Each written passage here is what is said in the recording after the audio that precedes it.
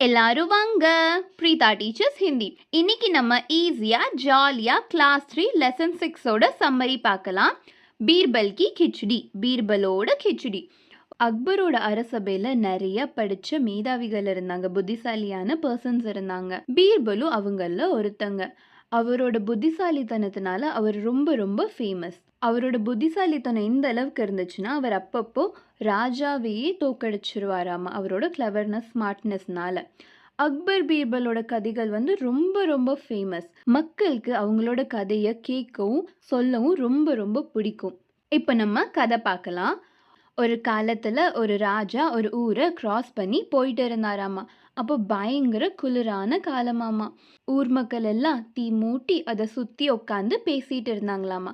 ராஜாவும் அவரோட ஃப்ரெண்ட்ஸோடு இருந்தாராமா. அப்போது ஒரு பர்சன் அதில் சொன்னாங்களாமா, என்னால் ஒரு நைட்டு ஃபுல்லாக யமுனா நதியில் இருக்க முடியும்னு. ராஜாவால் இதை நம்பவே முடியலையா. அதனால அவர் அந்த பர்சன் கிட்ட சொன்னாராமா, சே நீ நைட்டு ஃபுல்லாக யமுனா நதியில் நில்லு, நான் உனக்கு ஒரு பை நிறைய முதிரை தரேன் அப்படின்னு சொன்னாராமா.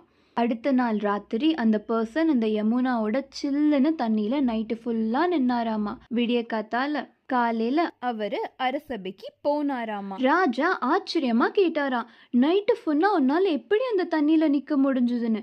அவர் ரொம்ப பணிவாக சொன்னாராம், மகாராஜா உங்களோட மாளிகையில் இருந்த ஒரு சின்ன விளக்கோட ஒலி எனக்கு தெரிஞ்சுது, அந்த ஒலியை பார்த்துட்டே நான் நைட்டு ஃபுல்லாக நின்றுட்டேன் அப்படின்னு.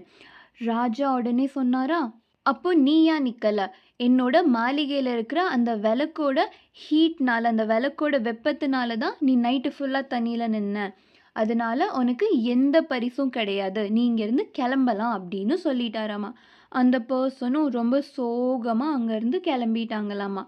அப்போ பீர்பலும் இதெல்லாம் பார்த்துட்டே இருந்தாராமா. பீர்பலுக்கு தோணுச்சா, இல்லை நம்ம இதுக்கு ஏதாச்சும் ஒரு உதவி பண்ணணும் அந்த பர்சனுக்கு அப்படின்னு. மறுநாள் பீர்பல் அரசபைக்கு வரல. அதனால ராஜாவுக்கு ரொம்ப கவலையாயிடுச்சு, ஒருவேளை பீர்பலுக்கு உடம்பு சரியில்லையோ அப்படின்னு. அதனால ராஜா மெசஞ்சர் அனுப்புனாங்க, பீர்பலுக்கு என்ன ஆச்சு அப்படின்னு தெரிஞ்சுட்டு வாங்கன்னு. ஆனால் பீர்பல் மெசஞ்சர் கிட்ட ஒரு இன்ஃபர்மேஷன் அனுப்பியிருக்காங்க, நான் கிச்சடி குக் பண்ணிட்டு இருக்கேன், நான் கிச்சடி சமைச்சிட்டு இருக்கேன், அது முடிஞ்ச உடனே நானே வந்துடுறேன் அப்படின்னு சொல்லியிருக்காங்க. மறுநாள் பீர்பல் அரசபைக்கு வரல. அதனால ராஜா யோசிச்சாரா, என்னதான் ஆச்சு அப்படின்னு, நம்மளே போய் பார்த்துடலாம் அப்படின்னு ராஜா கிளம்பிட்டாரு. அவர் பீர்பலோட இடத்துக்கு போன உடனே பார்த்தாரா, 3 லாங்கான பேம்புக்கு மேலே ஒரு மண்பானை இருக்குது, அதுக்கு ரொம்ப கீழே பூமியில் கொஞ்சோண்டு ஃபயர் இருக்குது. ரொம்ப ஷாக்கிங்காக பார்த்து கேட்டாராமா பீர்பல் கிட்ட, பீர்பல் என்ன பண்ணுற